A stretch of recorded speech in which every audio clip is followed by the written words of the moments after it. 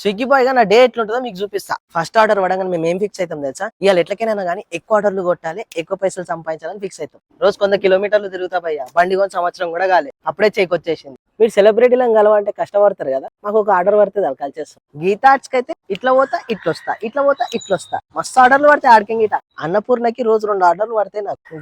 ఏందో లేట్ అయితే మమ్మల్ని ఎందుకు తిడతారు భయ్యా?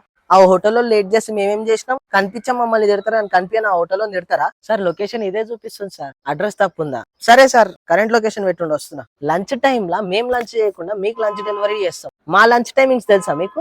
డెలివరీ చేసిన తర్వాత భయ్యా అప్ ఖాళీ అంటే ఎంత ఖుషి అవుతాం తెలుసా? ఎవరు చూడు స్విగ్గీ బాయ్ అని పిలుస్తారు, కానీ కొంతమంది పేరు పెట్టి పిలుస్తారు. పేరు పెట్టి పిలిస్తే ఎంత ఖుషి అవుతాం తెలుసా?